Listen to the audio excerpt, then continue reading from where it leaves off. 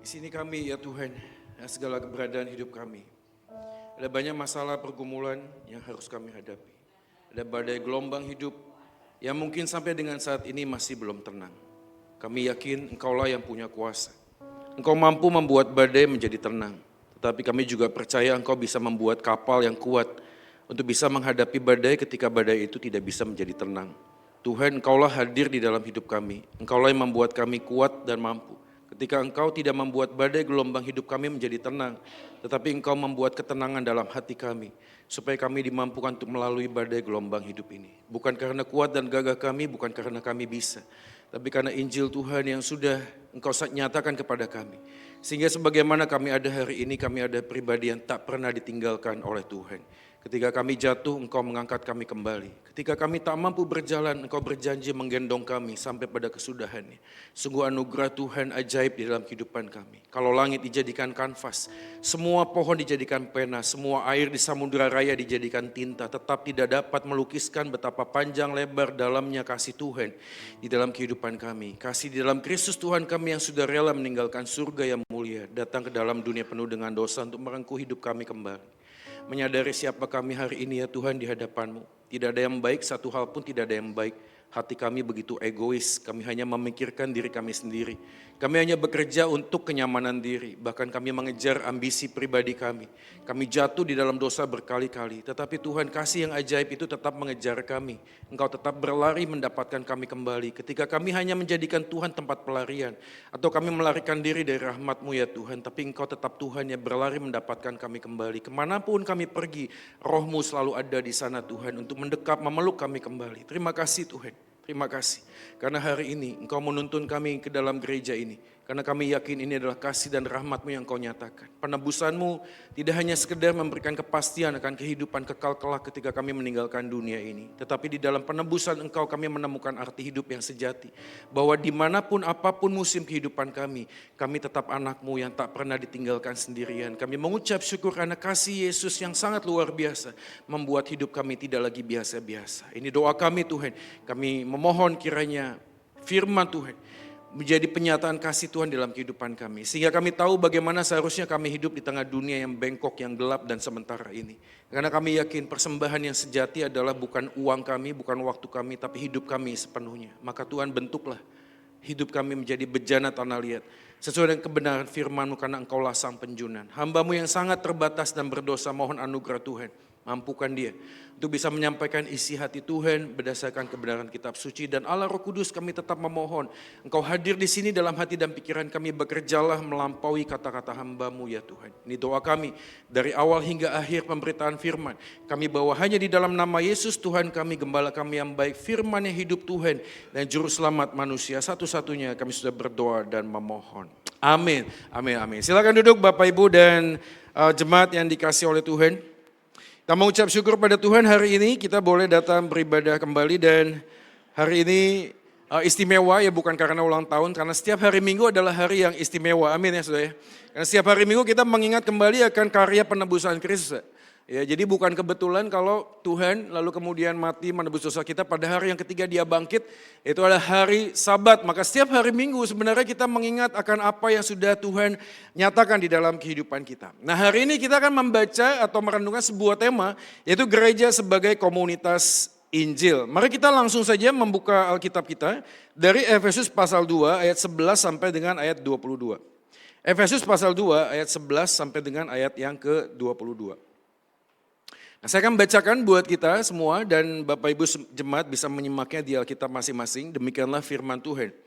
Karena itu ingatlah bahwa dahulu kamu sebagai orang-orang bukan Yahudi menurut daging, yang disebut orang-orang tak bersunat oleh mereka yang menamakan dirinya sunat, yaitu sunat lahiriah yang dikerjakan oleh tangan manusia, bahwa waktu itu kamu tanpa Kristus. Tidak termasuk kewargaan Israel, tidak mendapat bagian dalam ketentuan-ketentuan yang dijanjikan, tanpa pengharapan dan tanpa Allah di dalam dunia. Tetapi sekarang di dalam Kristus Yesus, kamu yang dahulu jauh sudah menjadi dekat oleh darah Kristus. Karena dialah damai sejahtera kita yang telah mempersatukan kedua pihak, yang telah merobohkan tembok pemisah, yaitu perseteruan. Jadi kalau Bapak Ibu melihat ada perseteruan, ini adalah gambaran tentang orang Yahudi yang percaya Yesus dengan orang-orang yang bukan Yahudi. Saudara. Jadi begitu mereka percaya Yesus, ternyata tetap ada konflik. Sebab dengan matinya sebagai manusia, ayat 15, ia telah membatalkan hukum Taurat dengan segala perintah dan ketentuannya untuk menciptakan keduanya menjadi satu manusia baru di dalam dirinya. Dan dengan itu mengadakan damai sejahtera. Dan untuk memperdamaikan keduanya di dalam satu tubuh dengan Allah oleh salib, dengan melenyapkan perseteruan pada salib itu. Ayat 17. Ia datang dan memberitakan damai sejahtera kepada kamu yang jauh dan damai sejahtera kepada mereka yang dekat. Karena oleh dia kita kedua pihak dalam satu roh beroleh jalan masuk kepada Bapa.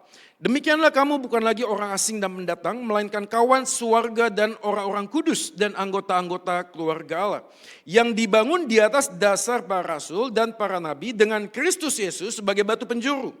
Di dalam dia tumbuh seluruh bangunan rapi tersusun menjadi bait Allah yang kudus di dalam Tuhan. Di dalam dia kamu juga turut dibangunkan menjadi tempat kediaman Allah di dalam roh. Demikianlah jauh pembacaan firman Tuhan hari ini. Kita berbahagia kalau kita menjadi pelaku firman di dalam hidup kita hari lepas hari. Oke, Shalom saudara sekalian, saya menyampaikan salam hangat dari hamba Tuhan majelis tempat saya melayani yaitu di GKI Pregolan Bunder, Surabaya. Beberapa orang sudah ikut seminar sebelumnya, mungkin saya boleh tahu yang ikut dari 2 hari yang lalu? Oke, belum nggak terlalu banyak ya. Oke, jadi kalau gitu saya perkenalan lagi ya. Karena tak kenal maka tak sayang, walaupun yang sudah kenal nggak sayang-sayang. Ya, itu template-nya begitu ya. Jadi izinkan perkenalan, nama saya Joy, ya di belakangnya ada Manik ya. Jadi kalau ada Manik kira-kira saya orang mana? Jepang?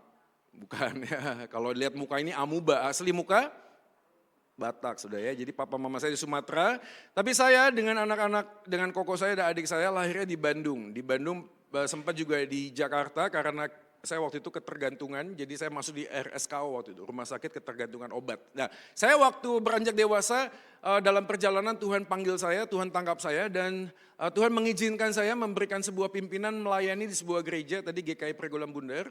Lalu kemudian saya juga sebagai dosen di Universitas Kristen Petra di Surabaya. Jadi kalau ada teman-teman yang mau ke Petra bisa hubungi saya, siapa tahu dapat diskon 40%. Dalam mimpi, karena bukan punya saya Petranya ya. Nanti mungkin bisa ketemu di UK Petra. Mungkin saya lebih lama jadi pengajar daripada ada di gereja. Saya juga aktif di media sosial saudara sekalian. Jadi seperti biasa template perkenalannya, Anda bisa follow ya, linknya ada di bawah sini. Yang punya TikTok, Instagram, YouTube silakan follow di sini. Yang follow hari ini dapat cashback. Ya, cashbacknya adalah damai sejahtera bagi Anda ya. Ya, segitu saja perkenalannya. Kawin ya, sudah nikah ya, saya sudah nikah 1 istri cukup ya, dan 3 orang anak. Oke. Dan salam hangat juga dari keluarga saya di Surabaya. Nah, kita akan langsung saja menyimak bagian firman Tuhan hari ini. Dan happy birthday buat GKKA Panakukang, tepuk tangan dulu buat kalian. Kalau 32 tahun tuh masa apa ya? Masa puber ya. Oh lagi ini ya, lagi tinggi-tingginya ya, lagi semangat-semangat ya 32 tahun ya. Dan saya berharap doa saya adalah kehadiran kita semua hari ini memberikan semangat dan tetap maju di dalam pelayanan Tuhan melalui dan di dalam gereja ini. Oke, kita kembali kepada tema kita hari ini adalah gereja sebagai komunitas Injil. Nah saudara sekalian, waktu kita membaca kitab Efesus ini menarik. Karena seperti beberapa jemaat lainnya, jemaat Efesus mempunyai pergumulan. Pergumulan yang saya tahu tidak mudah. Pergumulan yang terjadi ketika orang-orang Yahudi dan non-Yahudi kemudian percaya Yesus dan dikumpulkan dalam sebuah gereja. Jadi kalau kita membaca kitab Kisah Para Rasul, dugaan saya orang yang datang di jemaat Efesus yang adalah kota besar itu beragam. Mungkin mereka datang ke sebuah gereja itu dengan berbagai macam cara berpakaian. Mungkin saja warna kulitnya pun berbeda-beda, dialeknya pun berbeda-beda. Kalau kita baca kitab kisah para rasul, kita langsung bisa menangkap informasi. Pada waktu mereka bertobat, ada orang Edom, Mesopotamia, orang Mesir yang jauh, orang-orang Yahudi dan non-Yahudi, orang Yunani, yang kemudian percaya Yesus dan kumpul bersama. Dan yang lebih menarik adalah ketika mereka percaya Yesus, isu rasialis itu tetap ada. Dan ini menjadi sebuah pertanyaan. Pak, harusnya waktu kita percaya Yesus kan kita melihat segala sesuatunya seperti Yesus melihat dong. Walaupun skin tone-nya berbeda, tapi harusnya kita tetap menghargai dong. Tapi ternyata tidak segampang itu, betul gak sih? Di gereja saya pernah pelayanan untuk orang-orang Papua, saudara-saudara kita dari Papua. Saudara 2-3 bulan ibadah bersama, beberapa orang tuh mulai terjadi resisten. Minta maaf sekali lagi ya dengan teman-teman kita yang Papua ya. Saya bukan ngomong bau, bukan. Tapi harumnya itu agak unik. Jadi bagi beberapa orang yang duduk bersama dengan teman-teman dari Papua, itu merasa nggak terlalu nyaman. Hal yang sangat sepele sudah. Ini bukan cuma sekedar warna kulit, enggak. Tapi banyak orang yang datang ke sebuah gereja, cara berpikirnya itu beda-beda. Maka kita kalau di dalam gereja itu ada 1000 kisah dari setiap wajah yang ada di dalam sebuah gereja. Coba lihat kiri kanannya, coba. Lihat kiri kanannya, lihat. Anda lihat wajahnya, Anda punya 1000 kisah. Latar belakang pendidikannya, orang tuanya, rantaunya dari mana. Segala hal yang dia punya dari akumulasi masa lalu muncul dalam sebuah gereja. Maka tidak terhindarkan jemaat di Efesus terjadi gap, terjadi konflik. Sama seperti jemaat di Korintus yang kemudian punya golongan-golongan. Gua golongan Apolos, gua golongan Paulus, selalu ada golongan-golongan. Nah golongan-golongan itulah yang kemudian terjadi di Efesus sehingga Rasul Paulus perlu sekali memberikan sebuah pesan. Nah pesan yang kita baca di Efesus pasal 2 ayat 11 sampai 22 itu tidak langsung serta-merta datang untuk bicara tentang kamu orang Yahudi. Kamu orang Yahudi merasa superior kan karena kamu punya Taurat, kamu punya hukum Musa. Lalu orang-orang yang bukan Yahudi bagaimana? Kamu jangan anggap mereka itu di bawah dong, harusnya jangan begitu. Tapi sebelum Paulus ngomong tentang nasihat itu, Paulus memulainya dengan sebuah kalimat yang menarik. Coba kalau kita lihat Efesus pasal yang kedua, ayat yang pertama, Paulus ngomong kepada, kamu dahulu sudah mati karena pelanggaran-pelanggaran dan dosamu. Kata kamu ke sana menunjuk kepada semua orang. Mau yang Yahudi, yang non-Yahudi, orang Edom, Mesopotamia, siapapun. Kamu dahulu adalah orang yang sudah mati karena pelanggaran-pelanggaran dan dosamu. Maka ayat yang ke-11 waktu kita baca kalimatnya begini. Karena itu ingat bahwa dahulu kamu sebagai orang bukan Yahudi menurut daging, jadi bukan orang-orang yang Israel, yang menurut daging. Itu termasuk di dalam bagian yang sudah bersunat di dalam lahiriah. Jadi Paulus sedang ngomong, kamu walaupun berbeda, tapi ada yang sama. Apa kesamaannya? Nah ini dia, saya akan memulai dengan kalimat seperti ini. Bersama, memang tidak harus selalu sama. Kita semua beda-beda, nggak harus selalu sama. Nggak perlu semuanya seragam, enggak. Tapi kita harus ingat ada kesamaan esensial. Kesamaan esensial itu menjadi penting supaya apa? Kita tidak terjebak di dalam semangat pluralisme yang tidak memiliki arti. Anda tahu ya kalau Anda bergaul dengan anak muda zaman now, mereka bilang gini, udah deh Kak Joy, gak usah ngomong agama lah. Agama itu percuma, agama itu tidak buat orang lebih baik. Agama justru menjadi pusat pemicu konflik. Gara-gara agama, pendeta sana marah-marah, pendeta sini marah-marah. Ada orang bilang, wah gereja sana itu gak ada Roh Kudus. Kenapa? Kalau ibadah itu ya sunyi senyap. Mari kita berdiri, mari kita duduk, pengakuan iman rasuli, doa syafaat, votum salam, silakan pulang. Mana ada Roh Kudus ya? Tapi orang di sini ngomong, itu gereja ya tidak sopan sama Tuhan. Masa waktu pendeta khotbah, amin. Amin, haleluya. Masa itu kalau ibadah kayak nonton sepak bola, tahu ya? Tepuk tangan. Ya, tepuk tangan sudah. Saya pernah khotbah sebuah gereja, setiap kali saya ngomong jemaatnya tepuk tangan sudah. Ya. Itu gereja tidak sopan pada Tuhan. Jadi orang pada ngomong tentang agama, udahlah capek. Yang sana ngomong baptis selam, yang sana ngomong baptis percik. Oh baptis percik itu ya Pak, kalau di bercik, yang masuk surga itu cuma kepala sampai leher. Dari sini ke sini gak masuk surga. Jadi yang paling cocok itu adalah di baptis selam. Ya baptis selam itu adalah baptisan Tuhan Yesus. Saya bilang kalau memang baptisan Tuhan Yesus, maaf di kolam renang gak sah. Harus di mana? Sungai Yordan. Kalau di Sungai Yordan sah gak? Enggak sah. Harus siapa? Yohanes Pembaptis. Kalau kamu pun harus dibaptis selam, seperti Yesus dibaptis selam, pertanyaannya, kamu siap gak mati di salib? Betul gak sih? Karena Yesus matinya di salib. Jadi kalau mau meneladani Yesus baptisnya di selam, matinya pun harus meneladani Yesus. Siap? Sudah percakapan ini membuat banyak anak muda capek sama agama. Maka mereka mengatakan, udah deh kita ini kelompok unaffiliated people. Waduh apa tuh? Kita gak sebut agama apapun tapi kami percaya Tuhan, kami punya cara ibadah sendiri. Orang-orang tersebut kemudian kehilangan esensi. Maaf kata ya, kita ini beda semuanya. Kita punya cakrawala berpikir beda. Saya nggak tahu, mungkin ada beberapa orang datang dari Metodis, dari Katolik. Tapi kita itu punya major doktrin yang sama. Kesamaan esensial itu penting. Supaya apa? Supaya kita tidak masuk di dalam jebakan pemahaman semua agama sama. Semua agama sama nggak? Semua agama sama nggak? Kalau ada yang jawab sama nanti kita nggak akan bubar-bubar di ibadahnya, kita katekisasi lagi. Semua agama beda-beda gitu loh. Tapi kita saling menghormati, Bhinneka Tunggal Ika, yes. Kita belajar tunduk pada pemerintah, karena tunduk pada pemerintah bukti iman kita kepada Tuhan. Betul. Tapi untuk bisa toleransi Bung, harus tahu kita ini beda. Kalau agama sana, kamu sembah Yesus masuk neraka. Kalau agama sini tidak sembah Yesus masuk neraka. Itu beda Om. Gak bisa sama, gak bisa sama. Saya tapi banyak ketemu orang Kristen, sama aja lah. Tuhan itu satu, betul? Kan ada lagunya kan. Tuhan itu satu, kita yang tak sama gitu. Ya, makanya ada beberapa pemuda ngomong, gak apa-apa Pak ya nikah sama beda agama gak apa-apa. Yang penting kita percaya Tuhan. Tuhan itu satu, agamanya beda-beda. Jadi gak apa-apa agama itu sama. Ada yang doanya gini, ada yang doanya gini, ada yang doanya gini.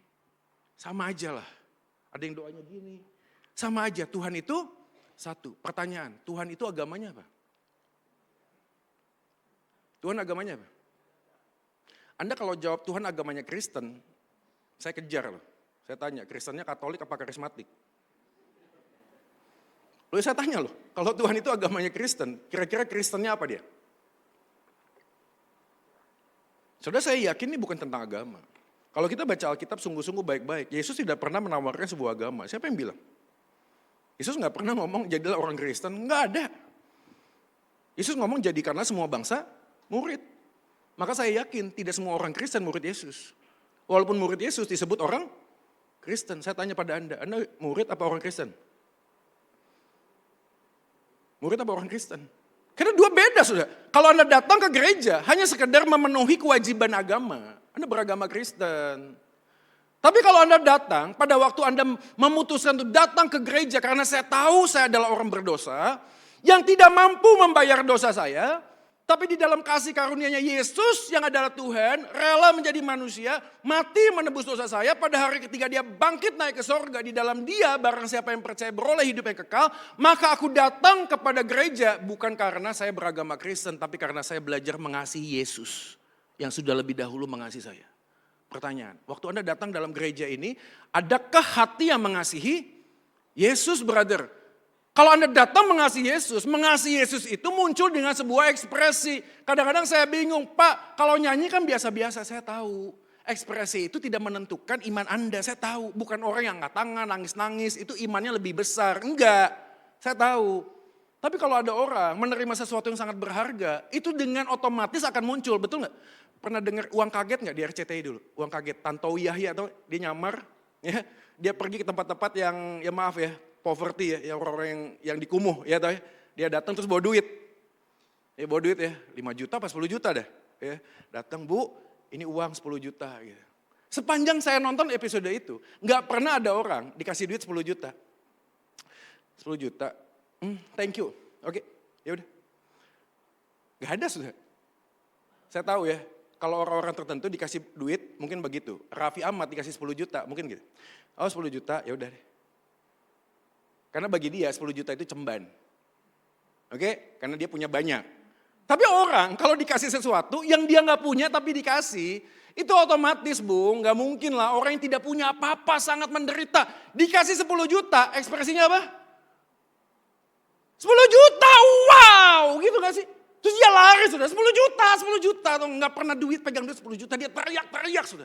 Saya beritahu sudah, pada waktu Anda jadi orang berdosa, Anda itu diselamatkan oleh Yesus bukan karena Anda lebih baik dari orang lain. Enggak saudara. Tapi waktu Yesus memutuskan, dia memandang Anda, melihat Anda, menulis nama Anda di kitab kehidupan, dan pada waktu Anda sadar Anda tidak lebih baik dari orang lain. Orang berdosa tapi diselamatkan, ekspresi Anda apa? Oh kasih karunia Tuhan, terima kasih. Begitu saudara? Enggak saudara. Enggak saudara. Orang yang sungguh-sungguh menyadari hidupnya berdosa, tapi dengan rahmat yang ajaib menyelamatkan Anda dari kutuk maut yang harusnya masuk neraka, tapi diambil oleh Tuhan, diselamatkan, orang itu sadar bahwa hidupnya bukan lagi milik dia. Itu adalah sesuatu hal yang esensial. Kita ada di sini dengan sebuah kesamaan. Kesamaannya apa? Aku dan engkau orang berdosa. Tidak lebih baik, tidak ada orang pun, satu orang pun yang lebih baik. Tapi rahmat Tuhan yang begitu ajaib menyelamatkan aku bukan karena kebaikanku, bukan karena kuat dan gagahku. Coba sekali lagi lihat kiri kanan, lihat wajahnya. Itu manusia berdosa tuh. Ini manusia berdosa, saudara. Tapi ajaib, saudara. Ajaib. Bagaimana mungkin orang yang berdosa seperti saya? Yang tidak pernah tahu menahu tentang segala sesuatu dan melakukan segala kebaikan hanya untuk kenyamanan diri. Tapi Tuhan memanggil saya. Saudara, ini modal besar untuk kita bisa bergereja, saudara. Kalau Anda tidak mempunyai pemahaman ini, kemanapun kita pergi, ketika ada orang yang jatuh di dalam dosa, apa yang kita lakukan? Gibahin, saudara. Ngomongin orang, saudara. Dan kita nggak akan pernah ngerti, nggak akan pernah maju dalam bergereja, karena kesamaan esensial ini tidak kita pegang. Maka Efesus pasal 2 memberikan sebuah pesan yang menarik. Mari kita melihat bagian ini. Frase ayat 11 adalah karena itu. Ada dasar dari kesamaan manusia yang sudah jatuh dalam dosa, bagaimana di dalam Kristus kita semua dihidupkan kembali. Ayat yang ke-11, karena itu ingatlah bahwa dahulu kamu sebagai orang-orang yang Yahudi. Pada bagian ini menunjukkan kepada kita bahwa dulu orang-orang tersebut sama di hadapan Tuhan adalah orang yang berdosa. Tetapi karena rahmatnya, maka Yesus mengembalikan kita. Ayat yang ke-12. Paulus dengan tegas menjelaskan tentang hal-hal tertentu yang tegas. Tanpa Kristus, dia bagian tanpa Allah di dalam dunia. Tapi di tengah-tengah, itu ada keluarga negaraan, tidak mendapat bagian dalam ketentuan dijanjikan. Jadi Paulus bukan hanya sekedar ngomong, kamu gak punya Tuhan. Bukan. Kamu itu menciptakan Tuhan. Karena kamu itu menempatkan semua tradisi, semua ajaran sebagai Tuhanmu yang harus kamu jalani. Nah orang pada waktu hidup selalu punya begitu. Punya identitas yang tanpa sadar itu melekat di dalam dirinya. Identitasnya itu tergantung dari apa yang bisa dia lakukan. Pernah ketemu sama engkong dan dengan segala hormat ya, dengan engkong dan oma yang hari ini sudah senior, saya hormat. Oke? Tapi saya ketemu dengan banyak engkong dan oma hari ini yang dulunya punya prestasi jabatan tinggi dalam sebuah perusahaan, bisnisnya maju, lalu kemudian pensiun. Pensiun. Anda tahu setelah pensiun apa yang terjadi? Rumahnya chaos, saudara. Karena dia tidak siap untuk pensiun. Apa yang dilakukan? Istri dan anaknya jadi pegawai. Di rumah marah-marah terus, saudara. Anda tahu maksudnya? Post power syndrome. Karena dia merasa dulu saya punya sesuatu. Tapi setelah pensiun segala sesuatu diambil dari saya. Sehingga pada waktu saya pensiun saya merasa saya harus pegang sesuatu. Apa yang saya bisa pegang? Istri sama anak, kamu harus tunduk. Di rumah marah-marah terus. Karena dia merasa ada sesuatu yang hilang dalam dirinya. Kenapa? Karena bagi dia pekerjaan identitas dirinya. Sudah ini gak gampang loh buat beberapa orang.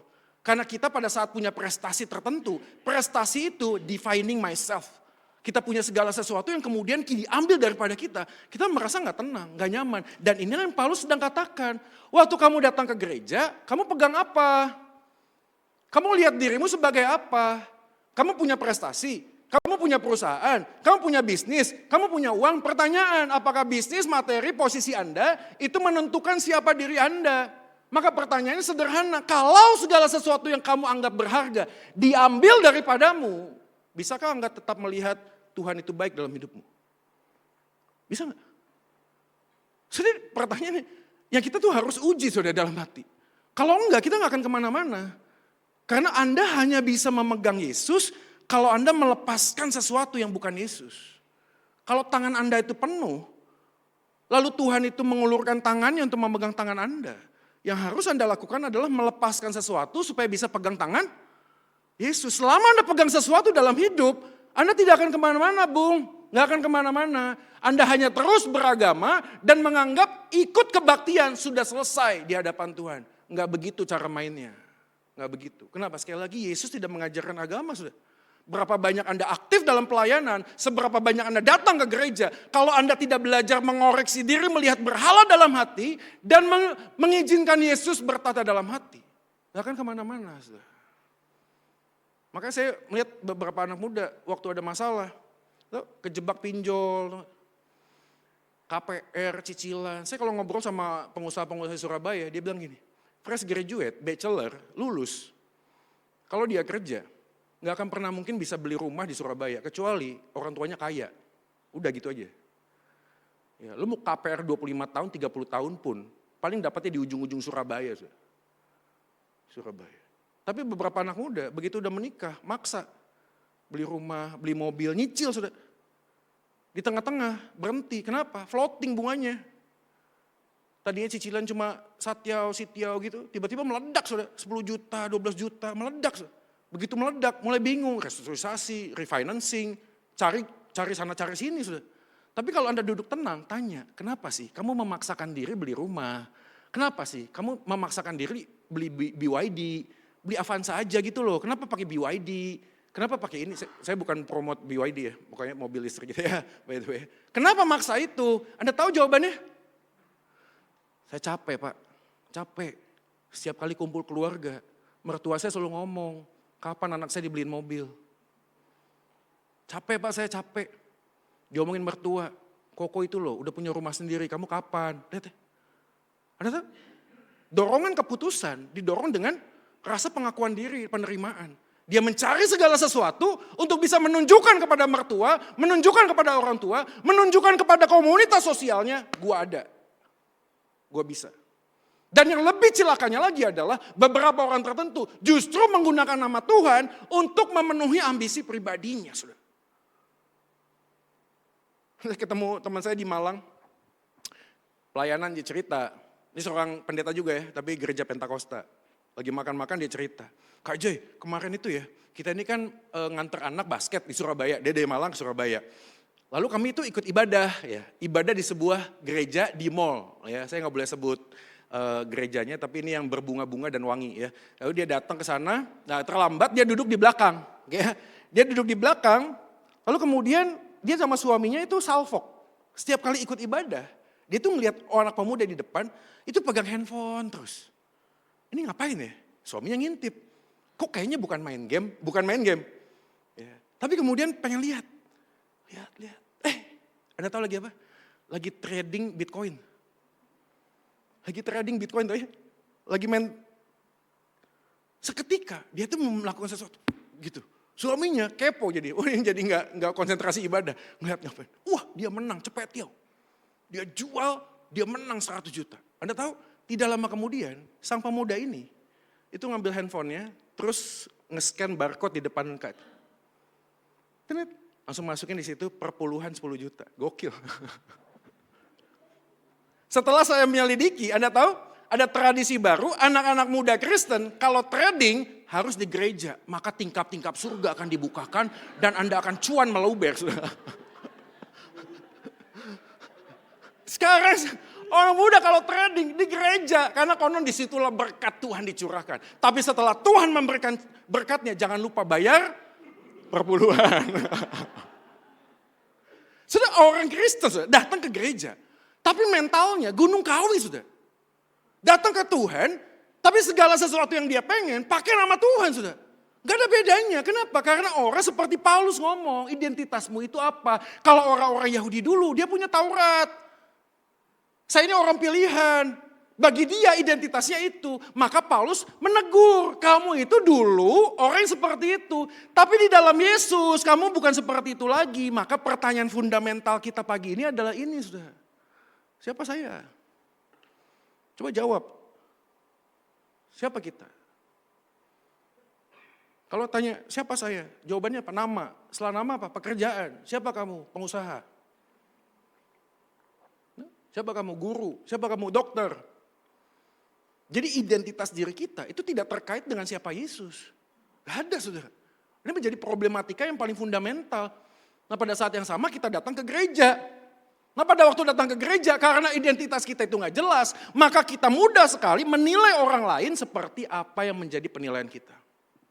Sebagai manusia berdosa kita mudah menilai diri dengan apa yang orang lain katakan kepada kita. Kenapa? Karena apa yang orang lain katakan kepada kita akan membuat kita ini menjadi bahagia.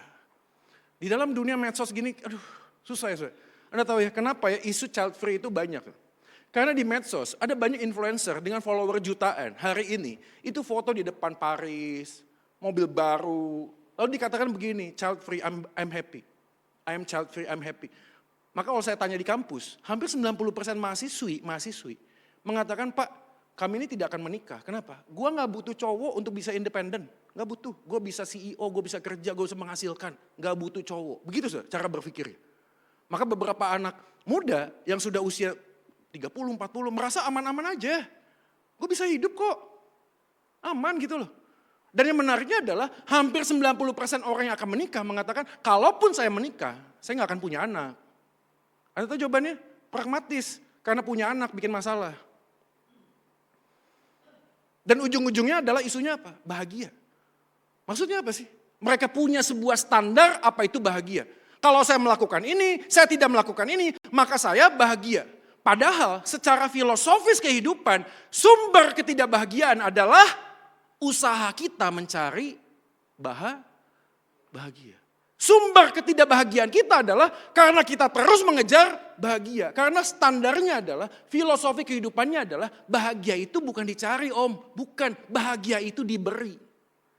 Karena pada waktu Anda berpikir bahagia itu dicari, kemanapun Anda mencari, Anda gak akan bahagia. Kalau gotiau, gue bahagia. Kerja dapat gotiau, dapat seminggu 2 minggu. Aduh kok gak bahagia ya? Gue bakal bahagia 10 juta. Sampai 10 juta, 1-2 minggu bahagia, hilang sudah.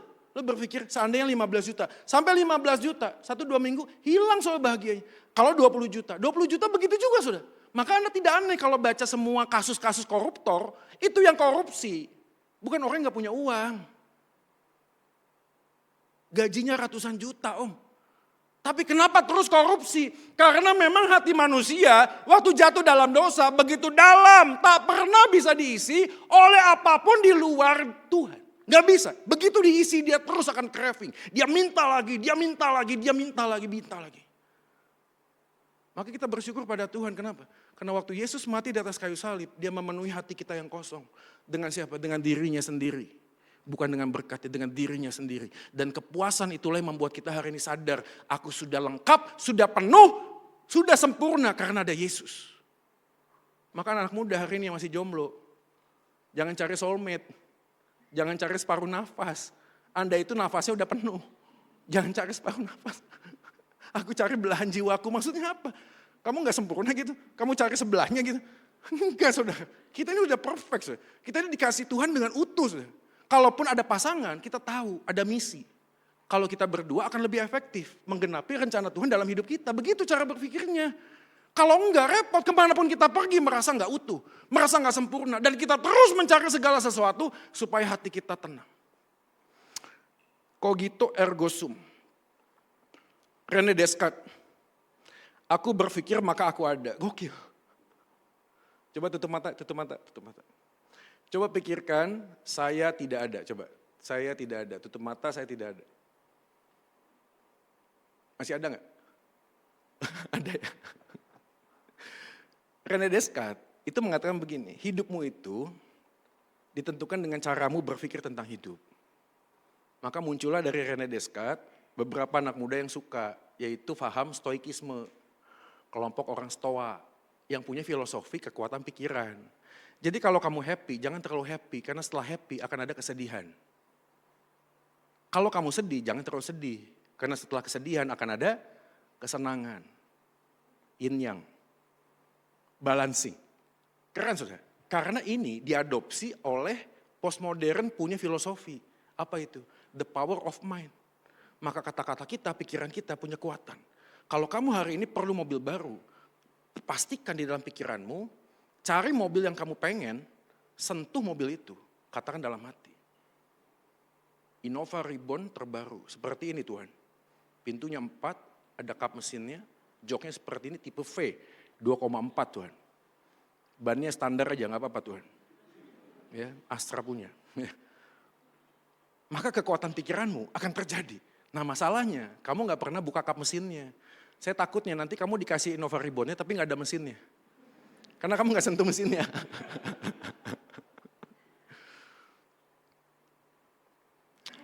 Ada seminar anak muda saya pernah dengar.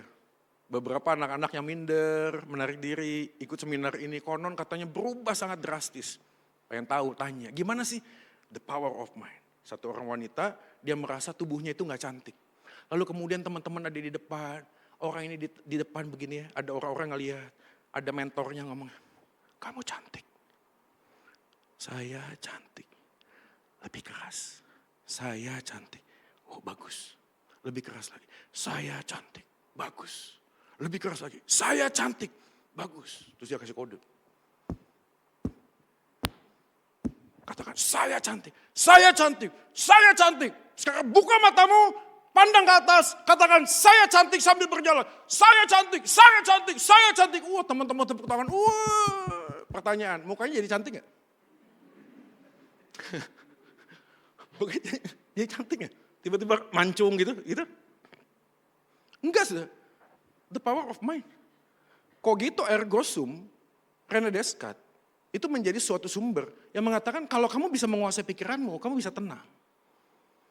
Tapi Jean Paul Sartre enggak. Dia ngomong bahwa dirimu adalah hasil dari produksi komunitasmu. Jadi kedua bagian ini sedang mengatakan dari dalam atau dari luar menentukan siapa dirimu. Tapi menarik ya, kalau Anda melihat bagian ini menjadi jawaban. Marilyn Monroe itu pernah buat sebuah baju. Harganya 4,8 juta US dollar. Pertanyaan, produksi sebuah baju semahal-mahalnya, apakah sampai 4,8 juta? Enggak. Kenapa jadi 4,8 juta US dollar? Karena itu baju namanya Marilyn Monroe. Kalau saya buat yang sama, tapi yang dipakai nama saya, 4,8 juta? Enggak, cepet aja gak ada yang mau beli. Bola ini dijual 3 juta US dollar. Ongkos produksi sebuah bola, apakah sampai segitu? Enggak. Kenapa jadi mahal? Karena ada itu, McFarlane. Rambut ini dijual 1,7 US dollar. Lihat rambut saya. Kira-kira rambut doi sama rambut saya bagus gak? Sama-sama rambut lah, betul gak sih? Rambut. Apa istimewanya sih rambut gitu? Setiap 3 minggu kita potong, 2 minggu potong, betul gak sih? Kalau memang mau jualan rambut, kumpulin tuh dari barber tuh. Terus jualan gitu. Kenapa jadi mahal? Karena bukan rambutnya. Karena Elvisnya. Soalnya dari sini kita belajar. Bukan paham René Descartes, bukan paham Jean Paul Sartre, bukan. Ada sebuah paham yang lain, kita berharga bukan karena kita bisa. Bukan apa yang dalam diri kita, bukan. Kita berharga karena dalam hati kita ada tulisan, made in Jesus. Made in Jesus itulah yang membuat aku dan engkau hari ini berharga. Saudara, kalau Anda memahami ini, kemanapun dan apapun Anda pergi, Anda akan mengangkat wajah Anda. Kita baca sama-sama. 1, 2 ya. Kasih Kristus yang sempurna membuat diri kita berharga. Sehingga di dalam Dia kita bisa belajar menghargai sesama kita yang tidak sempurna. Saudara, waktu Anda melukai hati pasangan Anda, yang terluka itu bukan pasangan Anda saja, tapi Tuhan yang mengasihi pasangan Anda.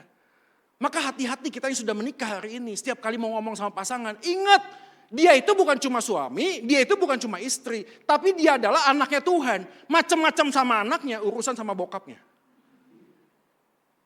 Soalnya kalau cara berpikir kita begitu, bergereja, aman bro, aman. Siapa yang datang ke sini? Itu loh, maaf, bercerai. Terus apa? Kamu mau ngomongin apa? Kamu mau lebih baik? Apakah orang yang bercerai tidak berharga di mata Tuhan? Berharga, Brand. Berharga. Ada orang datang ke sini, datang anak muda pakai anting, rambutnya waduh, pakai tato. Anda pikir dia tidak dikasih Tuhan? Dikasihi, saudara. Anda jangan berpikir Anda lebih baik. Betul, di dalam konteks sosial, iya, orang nyontek nggak masuk penjara, orang maling masuk penjara, saya tahu. Tapi di hadapan Tuhan, nyontek sama maling, dosanya sama nggak? Sama. Jadi berhenti menghakimi orang LGBT, berhenti. Saya tahu nggak gampang juga, saya pernah melayani seorang homoseksual. Saya tahu nggak gampang. Pendalaman Alkitab, saya di sini, dia di sana. Tiba-tiba dia tanya, Kak Joy, ini apa ya maksudnya? Terus di jalan pindah ke sebelah saya. Doanya kan jadi berubah, ya Tuhan tolonglah Tuhan. Pagari hambamu, kan begitu sudah. Saya tahu nggak gampang, saudara. Saya tahu nggak gampang. Tapi pada saat yang sama saya belajar, ada orang yang dipanggil untuk melayani seperti itu. Yes, tapi kita paling tidak, gini ya, lebih baik diam kalau belum bisa menjadi berkat. Daripada Anda ngomong, Anda jadi batu sandungan. Lebih baik diam. Ada yang begitu, udah keep silence. Ada jemaat yang begitu, udah jangan disebarin. Lu tahu nggak ini? Waduh, tahu nggak? Ada grup WA 10 orang. Tiba-tiba sepi, ada yang nanya, bro kemana aja? Ternyata ada grup WA 9. Ya, karena yang nanya kemana aja, itu gak dimasukin ke yang 9. Ya, kenapa? Karena yang 9 ngomongin yang satu ini. Tiba-tiba grup 9 sepi, tanya lagi, kok ini sepi? Karena ada grup 8. Karena yang satu ini gak dimasukin ke grup 8. Atau kita selalu begitu, sudah. Kita selalu melihat orang lain yang jatuh, kita omongin. Kalau gak gibah, gak hidup. Saya 32 tahun, sudah. Kita mau kemana? Soalnya menarik ya, karena pada waktu kita baca Alkitab, ketika mereka hidup satu bersama di dalam kasih, maka Tuhan akan menambahkan banyak jiwa ke sana. Kisah Para Rasul pasal 2 ayat 4, itulah sesuatu hal yang pasti. Ketika orang berkumpul bersama dan ada kasih di antara kita semua. Otentik, merasa tidak lebih baik, tidak punya segala sesuatu. Enggak, kita semua sama, kita berharga karena Yesus mati buatku, Yesus mati buatmu. Maka kita akan pegang tangan orang yang jatuh, enggak kita injek. Dan kita hari ini yang ada di bawah, enggak akan minder minta pertolongan, enggak akan minder sudah. Yang terakhir, Injil menyatukan manusia yang tak sempurna dalam kesempurnaan kasih Yesus. Perhatikan ayat 11, dahulu kamu sebagai orang-orang lalu bandingkan dengan sekarang di dalam Kristus. Jadi seakan-akan Paulus tidak hanya menekankan tentang identitas, tapi dosa itu ada di dalam semua jemaat. Dahulu kamu semuanya berbuat dosa. Tapi sekarang berarti Paulus sudah mengatakan setiap perjalanan kita mengikuti Yesus selalu ada titik turning point. Saya tahu ini gak gampang buat kita yang lahir dalam keluarga Kristen. Saya lahir keluarga Kristen, saya tahu. Pak kapan Pak saya betul-betul sungguh-sungguh dalam Yesus? Kita tidak bisa tahu kapannya, tapi yang pasti adalah orang yang di dalam Yesus pasti akan muncul buah pertobatan. Muncul buah pertobatan. Sudah. Kalau tidak muncul buah pertobatan, kita mungkin perlu bertanya. Apakah kita masih hidup di masa lalu atau kita hidup dengan masa yang depan bersama dengan Yesus. Karena dosa terkait dengan banyak hal. Ada dosa di dalam masa lalu. Orang hari ini workaholic, pergi dari pagi sampai pagi sudah cari duit. Tanya, bro, ngapain kamu kerja keras? Begitu ngobrol dia bilang, Kak, saya sudah capek jadi orang miskin. Waktu kecil saya dibully sama teman-teman saya, dasar kere lu, dasar miskin lu. Pada saat yang sama dalam hati, aku tidak boleh miskin karena miskin salah. Maka waktu dia bertumbuh dewasa, dia terus menerus mencari apa? Pembuktian diri sudah. Dosa dalam lingkungan sekitar. Kamu adalah 5 orang terbaikmu. Beberapa orang hari ini kumpul bersama. Dengan siapa? Orang yang suka judi. Gak lama kemudian dia ikut judi juga. Dosa dalam lingkungan kita. Kita hidup dalam sebuah pemahaman. Sudahlah, kebenaran itu ditentukan dari berapa banyak vote. Pak, umur 17, semua teman-teman saya sudah gak virgin Pak. Sudah gak perawan. Jadi buat apa lagi nilai keperawanan? Sudah biasa aja kita itu jangan terlalu rohani. Jangan sok-sok suci. Gak usah, kita biasa saja Pak. Pak hari ini kalau dagang, kalau gak main belakang Pak, gak cuan Pak. Gak bisa Pak, kita itu kalau sama orang pajak harus buat 2 pembukuan Pak. Gak bisa Pak, semua orang juga begitu. Satu orang suami datang sama saya, dia cerita, Pak Joy saya harus cerai sama istri saya. Coba berikan saya alasan. Maksudnya gimana? Ya Bapak kan teolog. Saya bilang di Alkitab gak ada gitu loh. Mana ada green light buat perceraian, gak ada. Oh pasti ada Pak. Lalu dia sebut Matius 19. Boleh bercerai kecuali karena kalau misalnya zina. Terus saya tanya maksudnya gimana? Ya gini Pak, saya mau jebak istri saya.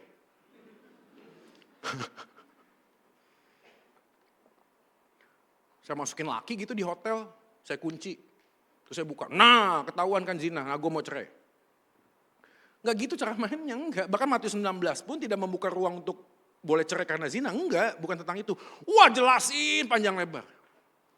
Enggak ada ruang. Anda tahu di akhir kesimpulan, saya tetap mau cerai Pak. Loh kok gitu? Saya kan udah jelasin, enggak bisa cerai. Saya tetap mau cerai. Pak gini loh Pak, Ahok aja cerai Pak, masa saya enggak boleh? Gitu tuh. Kenapa Ahok, kenapa enggak pakai siapa Raja Salomo gitu loh. Pak dia aja 1000 gundik, masa saya enggak boleh kawin lagi?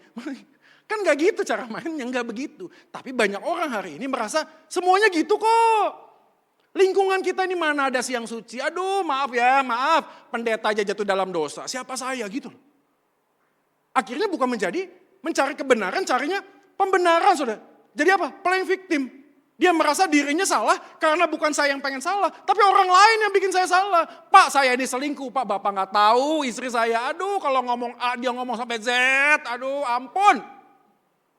Ampun, saya tahu wanita itu seperti kitab suci kan gitu ya. Ya semakin dibaca semakin sulit dipahami. Saya ini Pak selingkuh bukan karena saya mau, tapi istri saya cari pembenaran. Kenapa? Lingkungan sekitar. Itu dosa dalam apa? Kedagingan. Entah kenapa beberapa orang adiksi. Pornografi kah?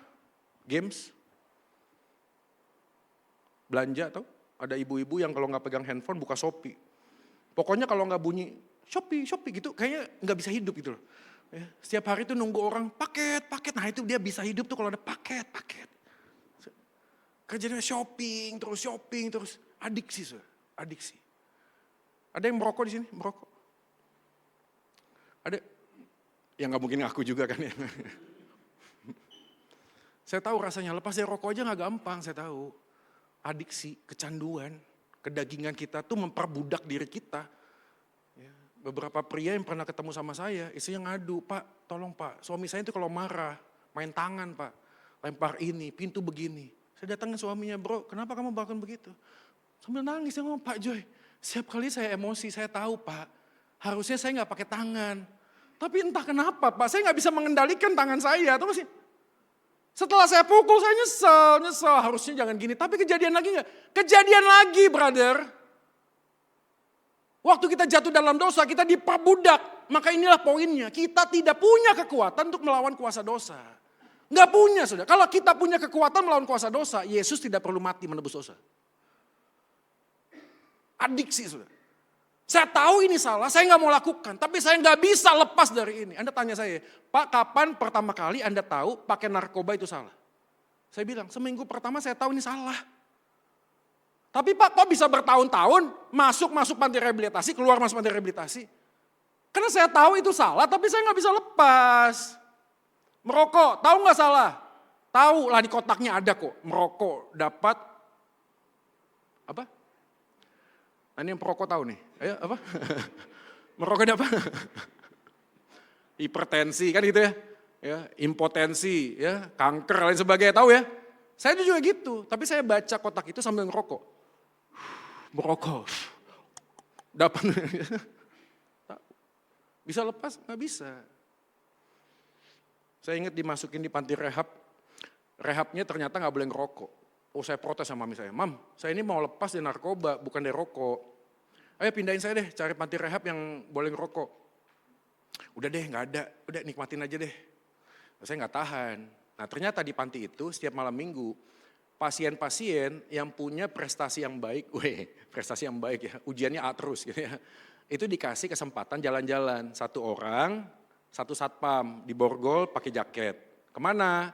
Ke tempat-tempat swalayan, bisa belanja, cuci mata, jajan-jajan kayak gitu. Nah kita semua sama teman-teman sepakat, ngomong sama Pak Satpam gini deh, kita deal-dealan ya, kita gak akan aneh-aneh deh Pak Satpam, tapi tolong antar kita di tempat yang ada asbaknya.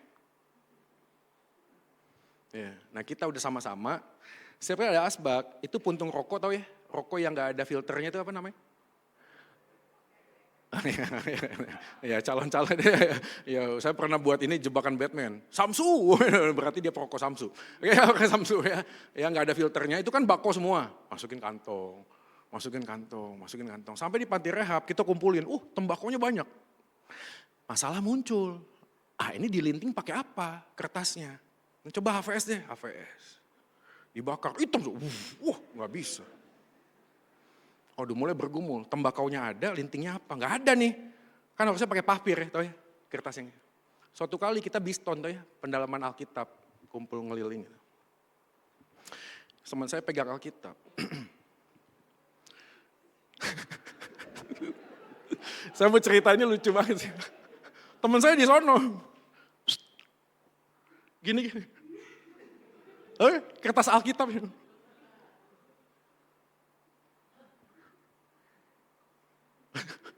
Selesai persekutuan, kumpul semua, rapat darurat, sebuah kamar. Maksudnya gimana bro? Ini loh kertasnya tipis. Kertas Alkitab itu loh, tipis. Gue langsung ngomong, enggak, dosa gila, gue gak masuk neraka. Ya, gue pemain narkoba sih, tapi suruh bakar Alkitab, enggak. Teman lain datang, usulnya bagus. Dia bilang gini, kita mulai dari belakang, kan peta perjalanan. Nah, lu mau ke Filipi enggak? Enggak kan? Ya, Yerusalem enggak? Enggak. Mau perjalanan Paulus enggak? Enggak. Oke, berarti peta enggak penting ya. Sobek sudah. Setelah habis peta apa? Kamus. Kan kamus juga enggak penting ya. Udah yang penting baca lah. Yang firman Tuhan kan yang depan, yang belakangan bukan. Anda tahu? Satu Alkitab habis sudah. Habis.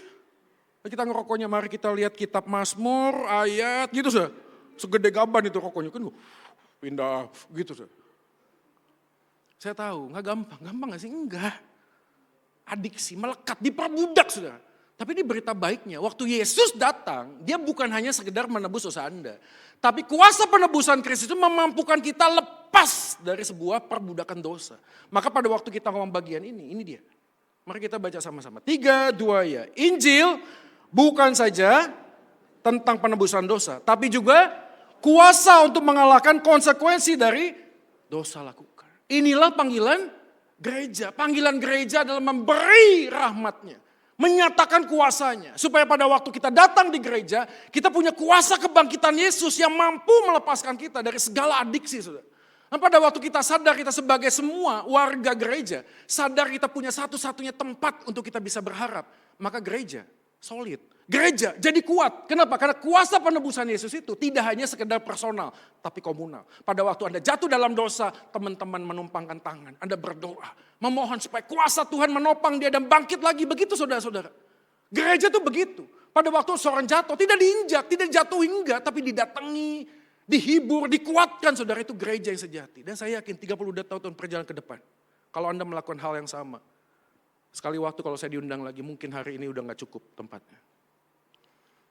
Kenapa? Karena apa yang Anda lakukan menjadi inspirasi keluar.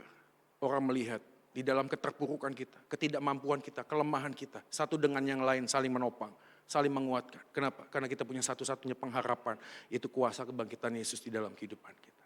Mari kita berdoa.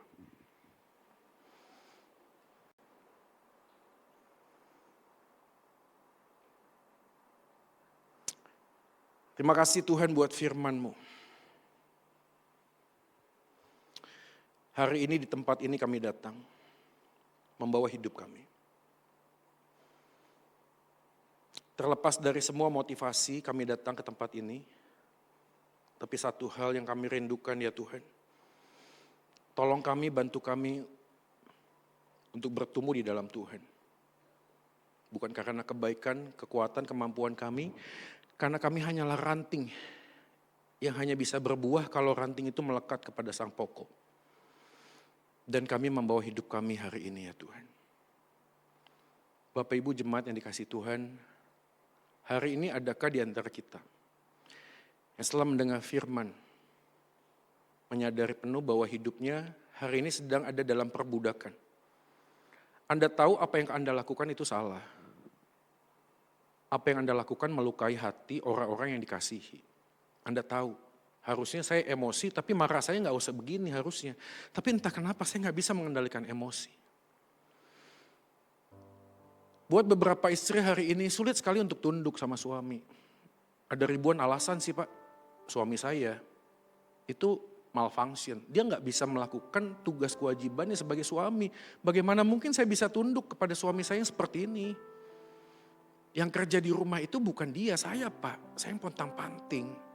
Tapi saya nggak mendapatkan penghargaan apapun dari suami saya. Saya tahu Tuhan.